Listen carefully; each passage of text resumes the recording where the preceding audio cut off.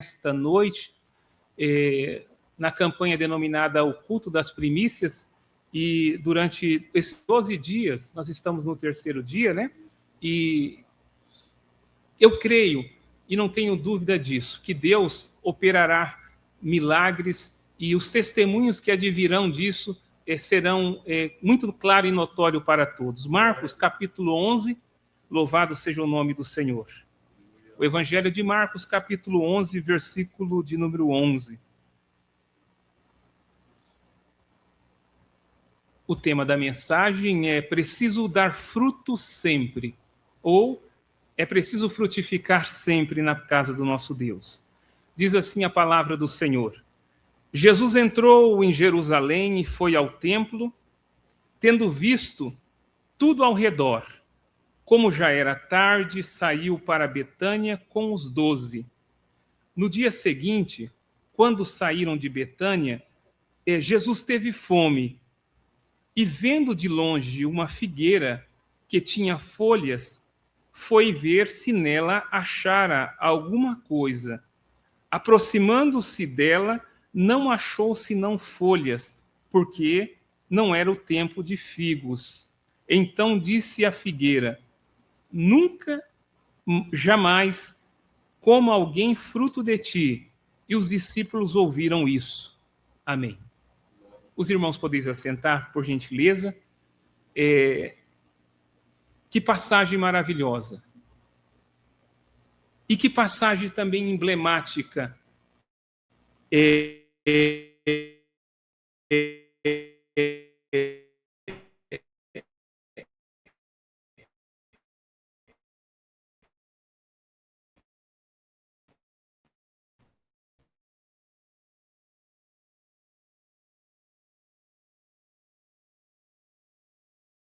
Pensar no primeiro momento, que Jesus é esse?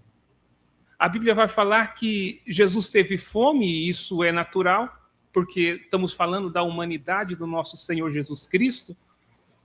E a Bíblia vai falar que Jesus, olhando para aquela figueira, ele vai procurar frutos e não encontra frutos. Mas o tema da nossa mensagem hoje vai dizer que nós temos que frutificar sempre. É bem verdade que no contexto judaico, a figueira ela sempre vai nos fazer referência à nação de Israel. Nação essa que teve o privilégio e a oportunidade de conhecer Deus.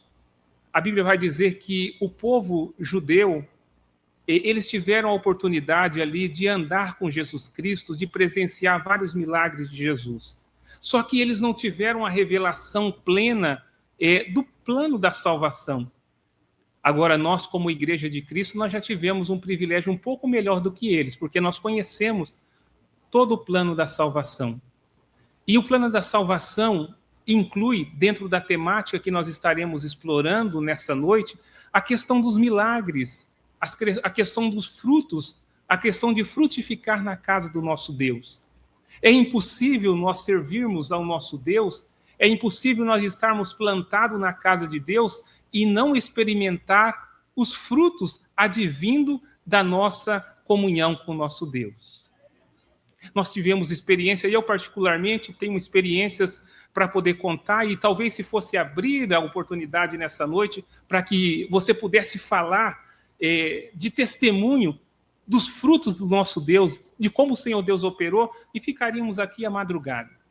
Me lembro, irmãos, quando vim para Campinas, eu cheguei aqui em Campinas por volta do ano de 1998.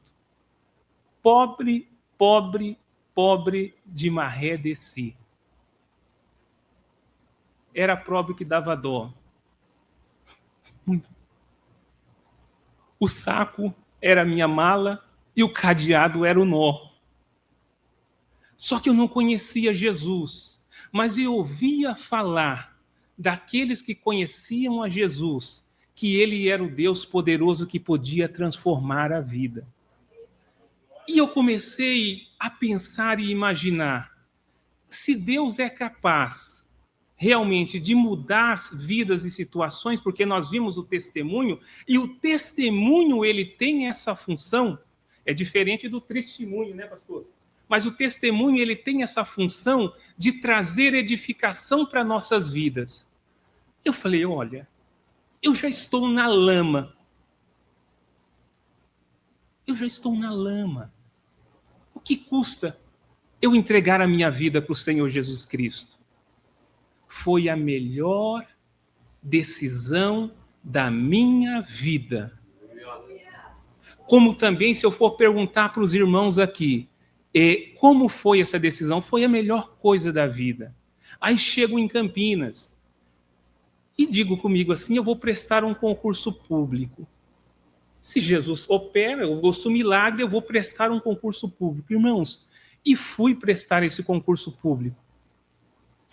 Na área em que se reunia o povo, em 1998, a prova foi dentro, para os irmãos terem a noção como é uma coisa tão atípica do que nós estamos acostumados a ver hoje, aquela prova, eu estou contando isso porque é no contexto dos milagres das primícias, irmãos, a prova foi dentro do ginásio do Guarani.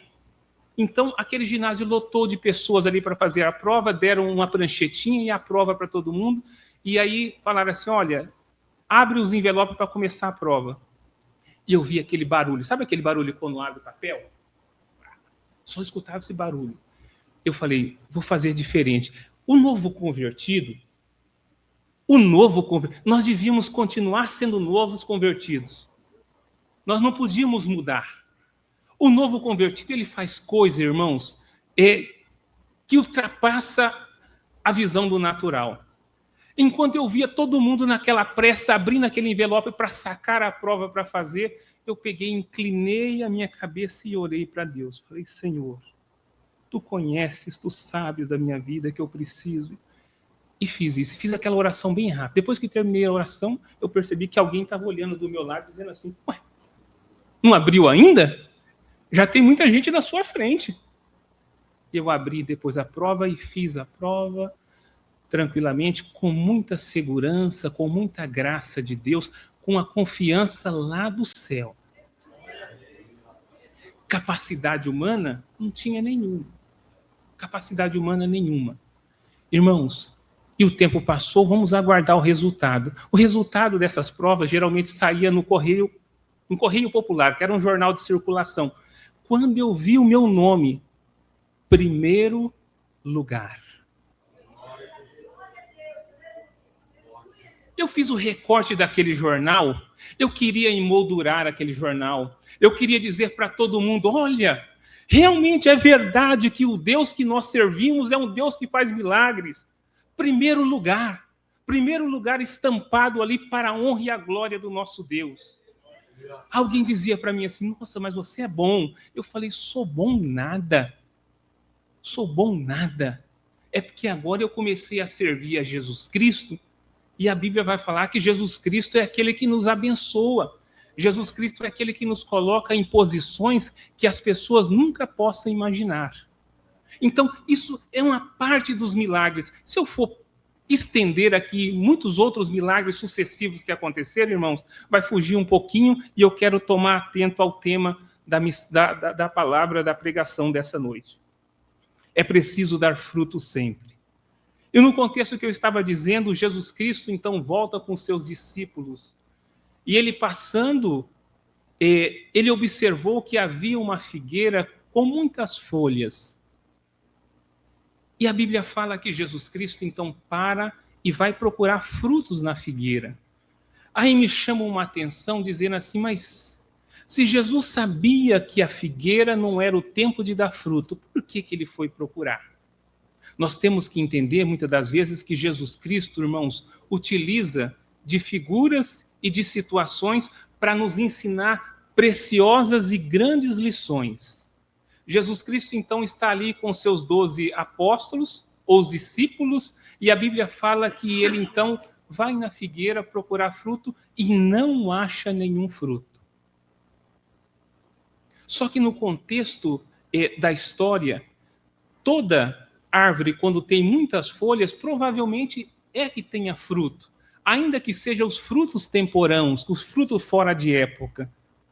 Mesmo que ainda não era a época dela dar fruto, mas provavelmente deveria aquela figueira ter algum fruto. E Jesus então diz assim para aquela figueira: nunca mais coma alguém fruto de ti.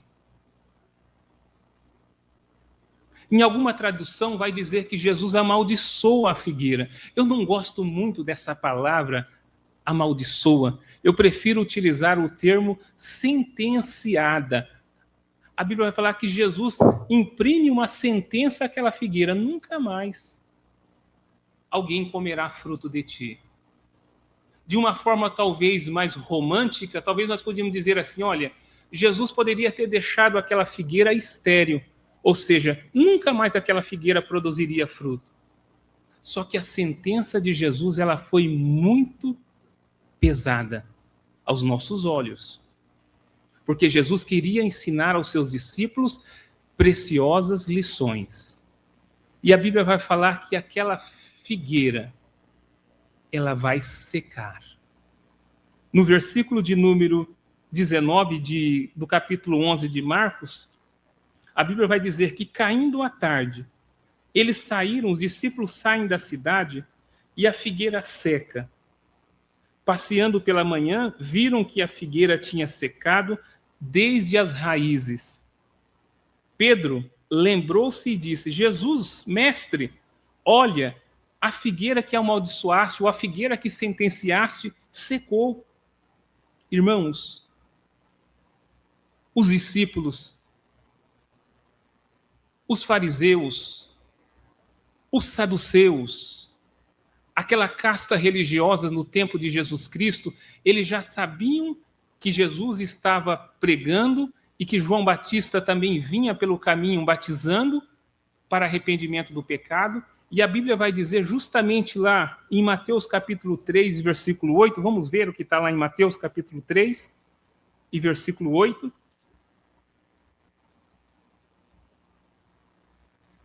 E a Bíblia vai dizer que na produção dos frutos, que somos dignos de arrependimento, Jesus vai dizer assim, olha, para eles, no versículo 7, vendo ele, porém, que muitos fariseus e saduceus vinham ao batismo, disse-lhes: raça de víboras,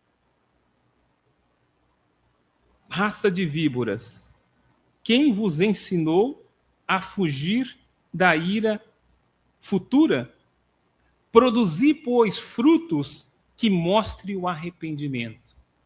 Ou seja, essa palavra de Jesus, de João Batista, aos fariseus e saduceus, estava dizendo: olha, vocês devem produzir frutos que sejam dignos de arrependimento.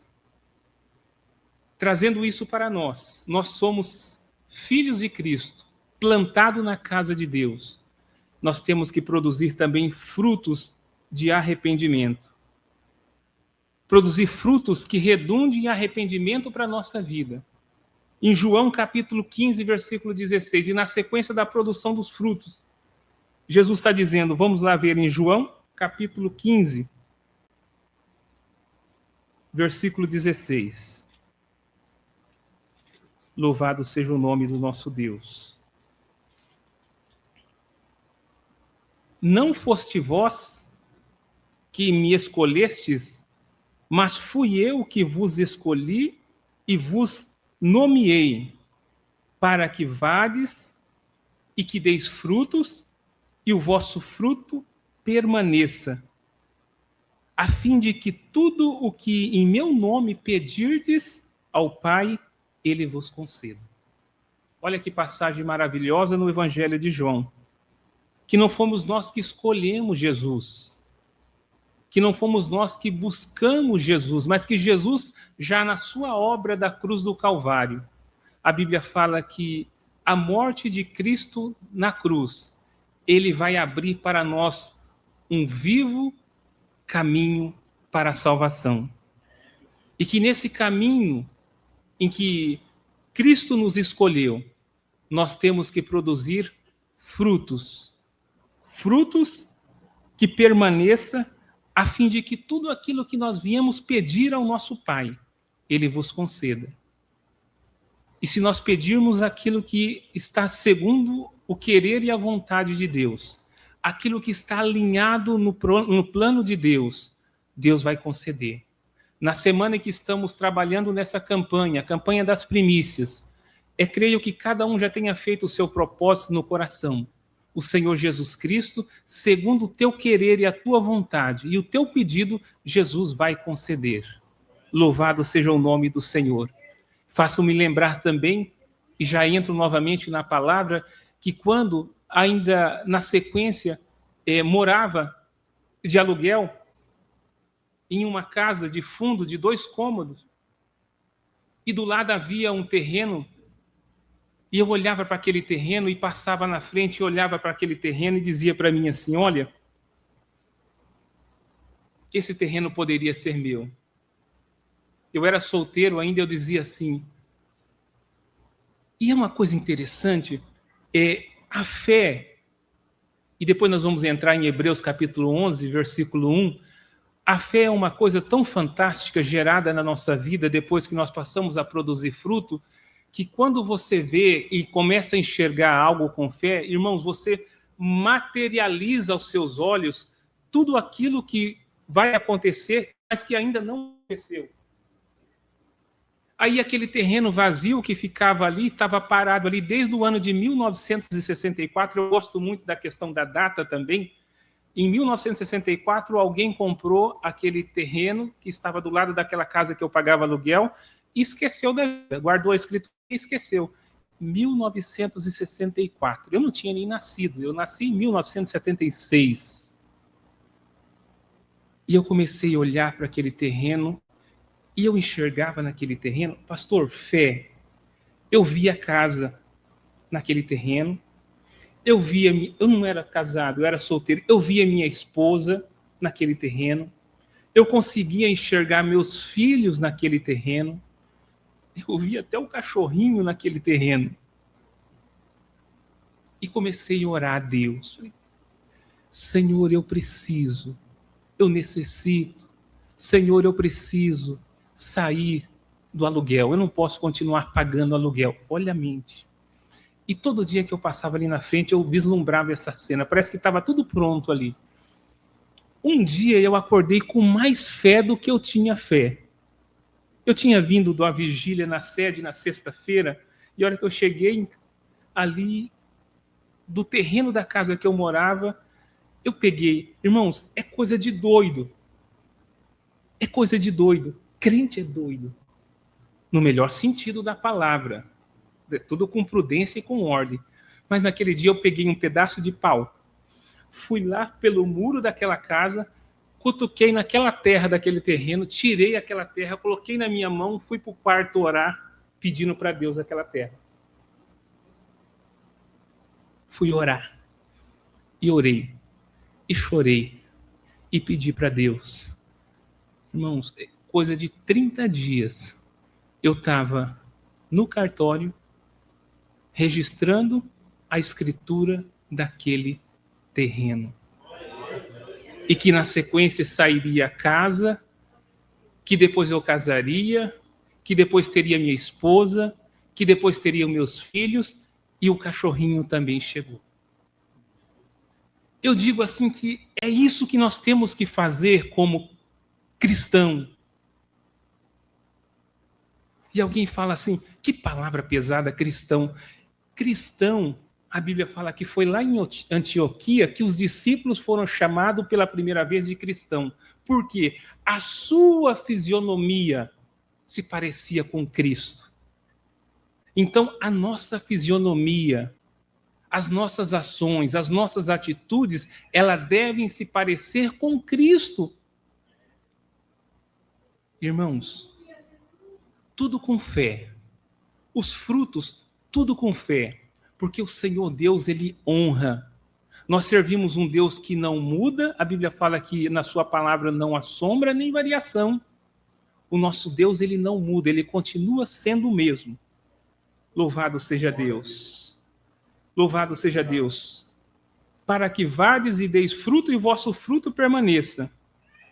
E Jesus, depois dessa passagem que ele amaldiçoa, e aquele dia parece que Jesus estava numa situação que ia confrontar os religiosos da época. A Bíblia fala que depois que Jesus amaldiçoa ou sentencia aquela figueira, Jesus vai ao templo. E chegando ao templo, Jesus olha aquela situação e vê cambistas fazendo troca de moedas, fazendo aquele covil, e Jesus então pega um chicote. A Bíblia fala que Jesus então espanta aqueles religiosos da época e chama a atenção deles que eles deveriam adorar a Deus, que a casa de Deus seria casa de oração, e que o povo estava fazendo como covil de ladrões e salteadores.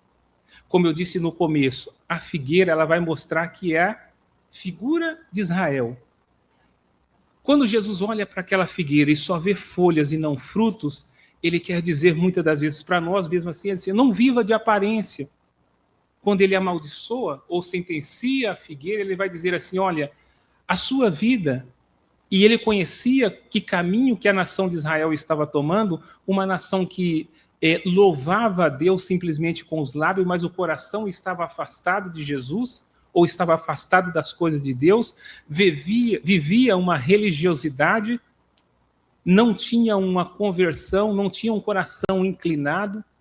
E nós vemos uma advertência muito séria depois no tempo do profeta Malaquias, porque Deus suscita o espírito de Malaquias para que recobre o povo novamente, para que venha adorar a Deus e para que venha trazer para o culto da casa de Deus coisas que Deus pudesse realmente aceitar. A Bíblia fala que eles traziam animais doentes. Isso não é primícia, né, pastor? Não, isso não era primícia. Eles escolhiam o pior do rebanho, eles traziam animais mancos, doentes, com impinges, e achavam que estavam oferecendo para Deus. Muitas das vezes, nós nos descuidamos da nossa fé e queremos oferecer para Deus algo que muitas das vezes talvez não custou nem sacrifício nenhum para nós.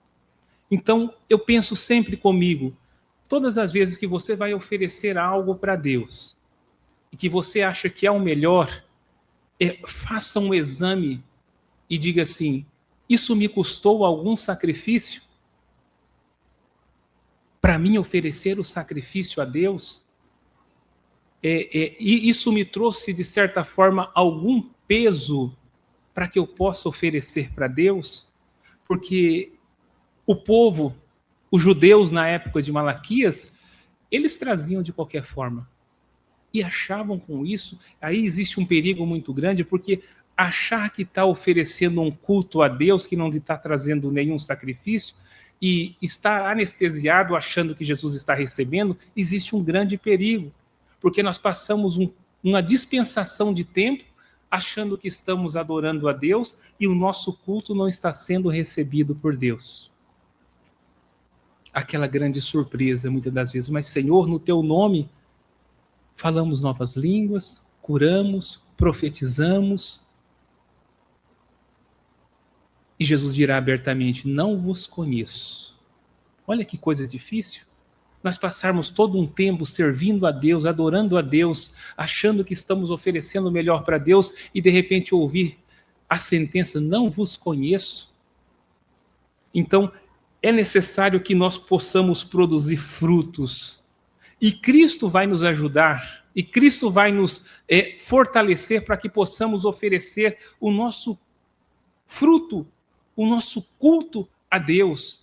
Tem uma passagem que vai dizer que quando a vara ela não está produzindo fruto, é importante você limpar. E muitas das vezes nós temos que nos limpar, e o exame de consciência para com Deus, para que nós possamos produzir fruto. Essa semana eu estava na chácara do meu sogro, estava observando, e a Bíblia vai nos dar essa oportunidade, e a vida vai nos dar essa oportunidade, de tudo que você puder olhar na natureza, ela vai te fazer referência às coisas de Deus.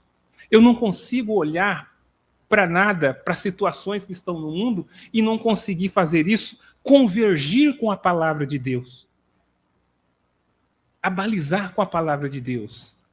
Eu olhei aqueles ramos da jabuticabeira, algumas partes floridas, outras partes não floridas, porque havia muita sujeira no tronco da jabuticabeira. Deus falou assim, da mesma forma são aqueles que estão na minha presença. A Bíblia vai dizer, a vara que está suja, ela precisa ser limpada, para que ela possa produzir mais frutos, para que ela possa florir, para que ela possa produzir fruto e aquela sujeira poder limpar para que o fruto possa ser permanente. O versículo de número 15 e 16, que Jesus vai confrontar os seus religiosos da época. A segunda parte, a verdadeira fé, ela produzirá resultados. E a melhor definição de fé nós vemos lá em Hebreus capítulo 11. Eu peço aos irmãos por bondade abrir em Hebreus capítulo 11, vai falar justamente da fé. Uma definição que a fé é a certeza das coisas que se esperam e a prova das coisas que não se vê. Isso é fé. Isso é você enxergar algo além daquele homem natural ou mulher natural que não consegue enxergar.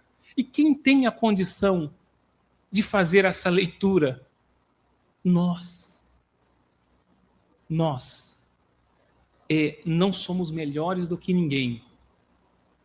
Só que somos um povo escolhido. Não somos melhor do que ninguém, mas conseguimos nos aperceber e nos apropriar da verdade da palavra de Deus como ninguém.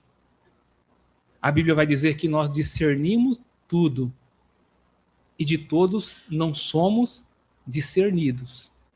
A fé é a certeza das coisas que se esperam e a prova das coisas que não se veem. Certa feita, e eu já vou finalizando, havia um equilibrista numa grande cidade. E aquele equilibrista, ele atravessava de um prédio ao outro sobre a corda e por todos eram aplaudidos. Todos aplaudiam aquele equilibrista dizendo, você é o máximo, você consegue, você é o cara. E aquele equilibrista, então, era ovacionado por aquele povo. E aquele equilibrista ainda tentando desafiar aquele povo, a fé daquele povo, vai dizer que ele coloca um piano sobre as suas costas e diz assim, olha, vocês acreditam que eu sou capaz de atravessar sobre essa corda bamba do outro lado do prédio com um piano nas costas? E todos diziam, claro, você é o maior, você é o melhor. E aquele então equilibrista colocou aquele piano pesado sobre a costa, só uma ilustração, e ele atravessou do outro lado. E todo mundo ovacionou aquela glória. E ele volta então novamente e diz para ele assim, você acreditou, você disse que eu iria, agora você vai vir nas minhas costas, eu vou levar você nas minhas costas, você quer vir? Ele falou, não, eu não vou não, eu não acredito, eu não sou capaz. Então, a ausência da fé é justamente isso. Você acredita que vai acontecer, mas você muitas das vezes não tem fé suficiente para fazer e romper os desafios. Então, eu conclamo a todos nessa noite, rompa os seus obstáculos, rompa os obstáculos e crê, porque a fé é capaz de fazer, a Bíblia vai dizer, muito mais além daquilo que pedimos ou pensamos para a glória do nosso Deus. E a Bíblia vai dizer ainda em Hebreus capítulo 11, versículo 6, que sem fé é impossível agradar a Deus. Por que é impossível não agradar a Deus sem fé? Porque é necessário que aquele que se aproxima de Deus creia que ele existe e que é galardoador daqueles que o temem. Então, se nós servimos ao nosso Deus, nós temos fé. Nós temos fé por quê? Porque nós acreditamos no nosso Deus. Nós acreditamos no nosso Deus porque ele é poderoso para fazer muito mais além daquilo que nós pedimos ou pensamos. É o nosso Deus. Bendito seja o nome do Senhor. A fé que agrada a Deus em Tiago capítulo 2, versículo 14, e aí nós seguiremos ao final. dizendo qual é o tipo de fé que agrada a Deus. No versículo 2 e 14 vai dizer: meus irmãos, que aproveita se alguém disser que tem fé, mas não tem obras ou frutos? Pode essa fé salvá-lo? Então, a fé, ela é acompanhada dos frutos.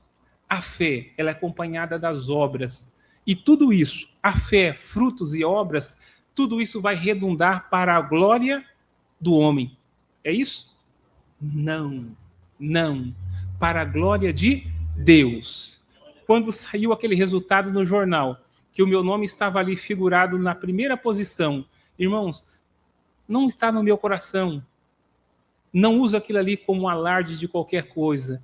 Isso me fez mais recobrar que o nosso Deus, ele é capaz de fazer. E tudo aquilo, irmãos, foi para a honra, para a glória, para o louvor de Deus. Aonde eu tinha a oportunidade de contar o testemunho, as pessoas diziam: olha, eu também vou fazer dessa forma, faça dessa forma, porque Deus é capaz de fazer ainda maior do que fez para mim. Porque é assim que é a palavra do nosso Deus. Tiago diz que aproveito se alguém tiver fé, mas não tiver obras. Essa obra pode salvá-la? A conclusão: assim como Jesus espera o fruto da figueira, espera o mesmo de nós. Nossa vida precisa ser ativa e não apenas teórica. A advertência que Jesus disse aos discípulos e também serviu para os religiosos da época, que não deveriam viver somente de aparência, mas ter uma fé não baseada em teoria. Porque hoje se tem muita teoria de fé, você faz isso, aquilo, mas a particularidade de cada um é o seu relacionamento, você com Deus. Não existe uma fórmula pronta, não existe um modelo pronto. Nós servimos um Deus tão maravilhoso que ele faz e opera segundo o seu querer, e ele vai trabalhar na individualidade de cada um. E ele vai operar da maneira que lhe apraz na vida de cada um. E ele vai se revelar de maneira poderosa, portentosa na vida de cada um. Para que o mundo possa olhar e saber: existe um Deus que vela e cuida do seu povo. Existe um Deus que tem o cuidado de nos colocar, irmãos, em posições que muitas das vezes nós nem acreditamos. É verdade que nós somos tímidos na nossa natureza humana. É verdade que às vezes nós pedimos de uma forma não acreditando. Mas Deus, conhecendo essa nossa fraqueza, ele vai trabalhar no nosso ser e nosso coração e vai nos colocar em posições que as pessoas vão olhar e dizer assim: como? Mas chegou hoje? Mas chegou agora? Como pode Deus fazer isso? E às vezes é o questionamento humano que nós dizemos, né? Olha, mas o fulano chegou agora, por que Deus colocou nessa posição? Irmãos, não me questione. Se tiver que questionar alguma coisa, vai questionar a Deus. Que Ele é Senhor. Nós somos servos. Nós servimos ao nosso Deus. E Deus vai trabalhar sempre na contramão da lógica humana. Porque se isso não fosse verdade, ele não seria Deus. Se Deus trabalhasse, se Deus operasse segundo a nossa lógica, o nosso pensamento humano, ora, ele não seria Deus. Então, quando nós vemos Deus operando e fazendo e trabalhando, e muitas das vezes confundindo, porque talvez é uma palavra que expressa dúvida, mas nós sabemos que Deus trabalha para confundir a lógica humana, as pessoas vão dizer assim: nossa, esse é o Deus que opera, que faz, que transforma e que muda a vida do homem. Eu agradeço a oportunidade no nome do nosso Deus, e eu estou muito feliz por ter essa oportunidade dada pelo nosso pastor Cleverson. Pastor Cleverson, eu conhecia só de longe. Hoje eu tive o privilégio e a oportunidade de conhecê-lo pessoalmente. Ele é o nosso líder da escola dominical ali na sede, e eu fico muito feliz. E fico feliz também com a igreja pela oportunidade de estar pela primeira vez saindo da igreja e pregando. Não, pregando não, eu não sou pregador, mas eu trazendo uma palavra para a honra e glória dos irmãos. E eu estou feliz que hoje eu nem tremi. Viu, pastor? Significa que eu me senti em casa, eu me senti bem. E eu agradeço a oportunidade no nome de Jesus.